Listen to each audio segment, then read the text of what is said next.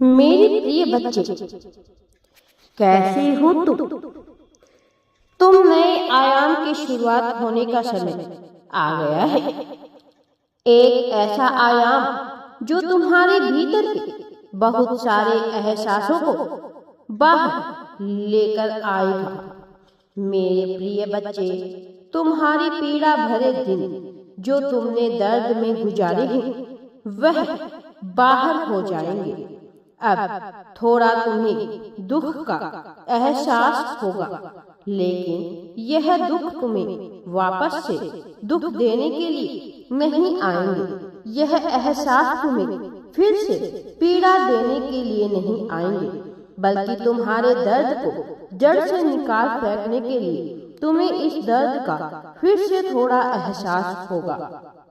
तुम्हें थोड़ी पीड़ा होगी, थोड़े अज्ञात होंगे, कुछ लोगों की बातें चुभेगी, कुछ ऐसे लोग जिन पर तुम बहुत ज्यादा विश्वास करते हो, बिना यह जाने कि वह वास्तव में कैसे है। उनकी वास्तविकता अब तुम्हारे सामने आएगी। बहुत से ऐसे लोग जो पीठ पीछे कुछ और होते हैं और तुम्हारे मुंह पर कुछ और होते हैं। मेरे प्यारे बच्चे, ऐसे लोगों से तुम्हें सदैव सावधान रहना है। अब उनकी वास्तविकता जानने का समय आ गया है। बहुत से ऐसे लोग जो अहंकार से लिपटे होते हैं और तुम्हें एक प्रकार के बंधन में बांध कर रखते हैं, अब उनकी वास्तविकता जानने का सही समय आ गया है। समय आ गया है तुम अपने जीवन में उन लोगों से परिचित हो सको जो तुम्हें प्रेम करते हैं, और साथ ही उन लोगों से भी परिचित हो सको जो तुम्हें प्रेम नहीं करते हैं, किंतु तुमसे प्रेम करने का दिखावा करते हैं। जो कहने को तुम्हारे अपनी है, लेकिन अपनों के रूप में वह एक प्रकार के शैतान है।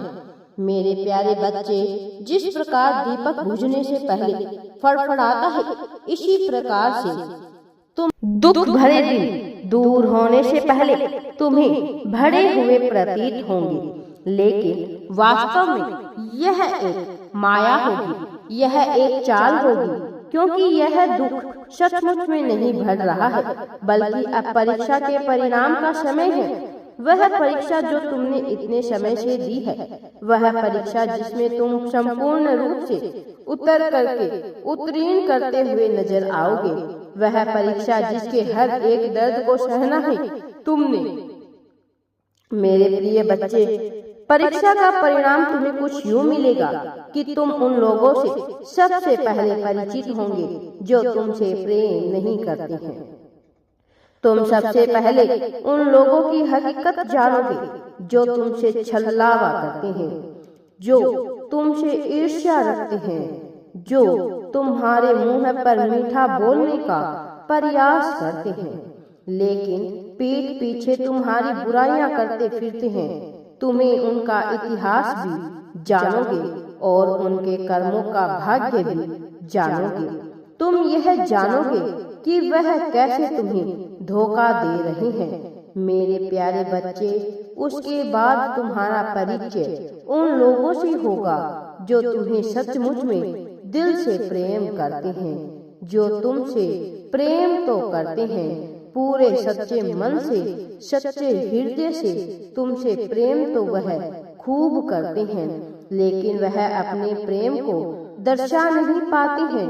मेरे प्यारे बच्चे, जिन लोगों के दिल में तुम्हारे लिए वास्तव में करुणा स्नेह भरी है, अब यह जानने का समय आ गया है कि कौन है, क्योंकि बहुत से लोग बहरूपिया के रूप में तुम्हारे अपने बनकर बैठे हैं। तुम्हें उनसे पीछा छुटकारा पाना ही होगा, क्योंकि यदि तुम उनसे छुटकारा नहीं पाओगे तो वह तुम्हारे भाग्य को कुचल कर रख देंगे।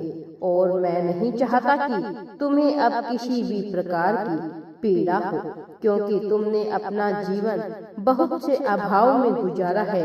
बहुत कष्ट भरे दिन देखे हैं तुमने, बहुत दर्द देखे हैं तुमने।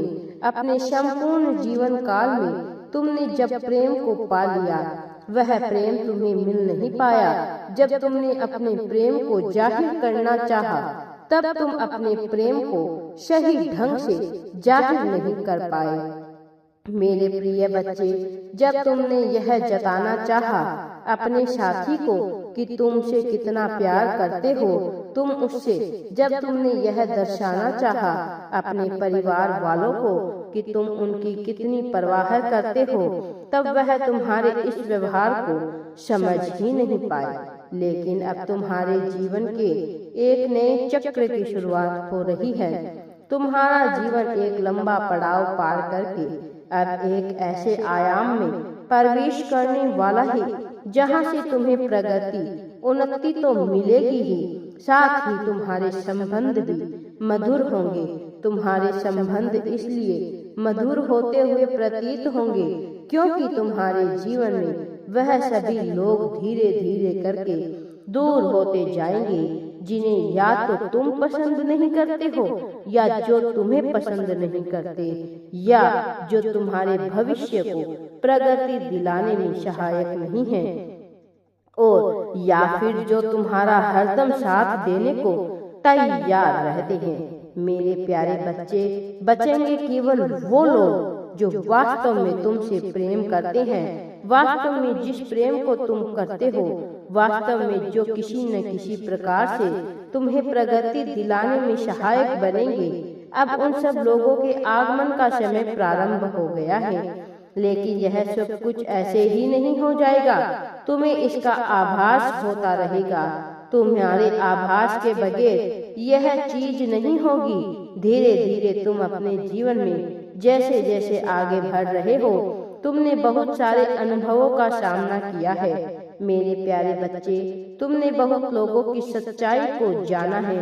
तुमने बहुत सारी परिस्थितियों का अनुभव लिया है, ऐसी स्थितियां जो इंसान को तोड़ने के लिए काफी रही है, लेकिन तुम मजबूती से उन परिस्थितियों में भी दिखाई दे रहे थे। त्याग करते गए, बिना दूसरों से प्रेम पाते हुए तुम प्यार करते रहे, लेकिन तुम्हारे भीतर प्रेम पाने की आकांक्षा सदा से ही विराजमान रही है। तुम्हारे भीतर प्रेम को अपना लेने की आकांक्षा बनी रही है मेरे प्यारे बच्चे।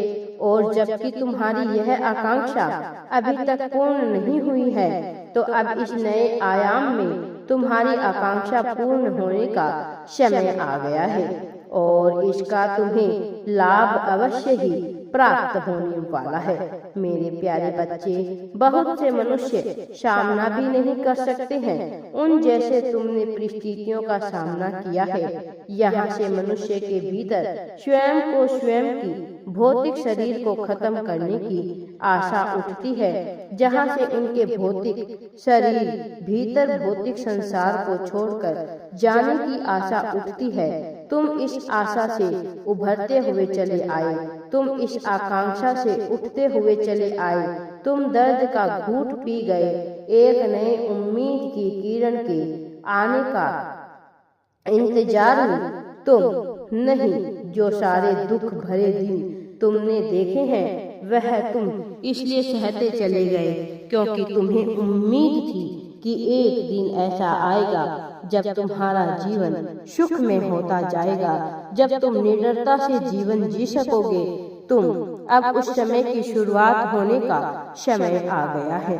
प्रत्येक मनुष्य के जीवन में ऐसा समय आता है कि उसे बहुत सारे दुख देखने पड़ते हैं, फिर उसे चक्र की समाप्ति होती है और एक नए चक्र की शुरुआत होती है, जहाँ से उसके मन में करुणा, प्रेम की भावना विकसित होती है और उसे सुख मिलना शुरू हो जाते हैं। यह निर्भर करता है तो केवल इस बात पर कि मनुष्य के कर्म कैसे रहे हैं। मनुष्य के जैसे कर्म होंगे, इस प्रकार वह अपने उस चक्र को समाहित, संतुलित और लंबा करके रक्षा कर पाएगा। तुमने एक बहुत बड़ा समय दुख में बिताया है। अब जबकि एक नया आयाम की शुरुआत होगी, एक नए चक्र से तुम्हारा जीवन गुजरेगा, तो यह चक्र बहुत खूबसूरत होगा। इसमें आने वाले पल बहुत सुनहरे होंगे। तुम्हारे स्वर्णमुखी शुरुआत होने वाली है। कारण यह कि तुम्हारे कर्म सदा अच्छे बने रहे। तुम्हारी सोच सकारात्मक तो कभी नकारात्मक होती गई, तो कभी कभी गुम उदासीन होते गए।